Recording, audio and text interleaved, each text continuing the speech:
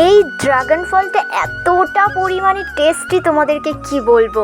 রাধে রাধে, হরে কৃষ্ণ বন্ধুরা, welcome back to my channel. তোমরা আসলে কেমন আছো? আশা করছি তোমরা সকলেই খুবই ভালো আছো। তোমাদের আশীর্বাদে আমিও খুবই ভালো আছি। তো তোমরা আগের ভিডিওতে দেখে নিয়েছো যে ড্রাগন ফলটা কিন্তু পেকে লাল হয়ে গিয়েছিল। আজকে কিন্তু ড্রাগন ফলটাকে আমি তুলে নিয়েছিলাম, কারণ কাকু কাকিমা আমাকে বলেছিল যে তুই কিন্তু বাড়ির জন্য একটা নিয়ে যাবি। আর এমনিতেও ফলগুলো কিন্তু বেশি হয়নি, মাত্র 3টেই হয়েছিল, তাও আবার ছোট ছোট।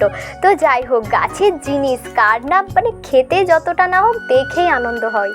সত্যি বলতে না, এটা না আমার একদমই কাটতে মন চায়নি, মনে ছিল রেখে দিই, কিন্তু এটা রেখে দিলেও তো নষ্টই হয়ে যাবে। আর দেখছো আমি মুঠো করছি, আমার হাতটা কিন্তু খুবই ছোট, আর এটা আমি জানি না কতটা বড় লাগছে, কিন্তু খুবই ছোট ছিল। তো এটাকে কিভাবে কাটতে হয় আমি কিন্তু জানি না।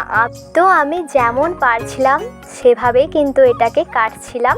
আমার মা ভিডিও করে দিচ্ছিল, কারণ আমি একলা কাটবো কী করে আর একলা ভিডিওই বা করবো কী করে। তো আমি এখানে ছুরির সাহায্যে কেটে নিচ্ছিলাম, আর মা কিন্তু ভিডিও করে নিচ্ছিল।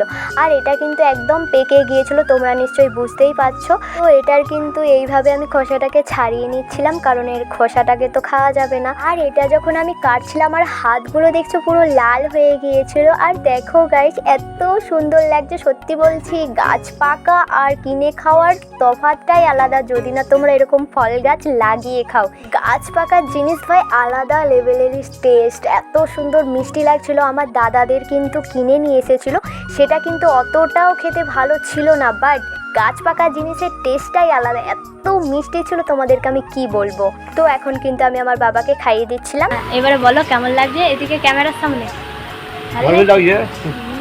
এই ফলটা আমার বাবা মাই প্রথমবার খাচ্ছিল, আর বোন বাড়িতে ছিল না, দিদি বাড়িতে ছিল, তাই কিন্তু মিস করে গেল। তো সবাই ভালো থাকবে, আজকের মতো টাটা।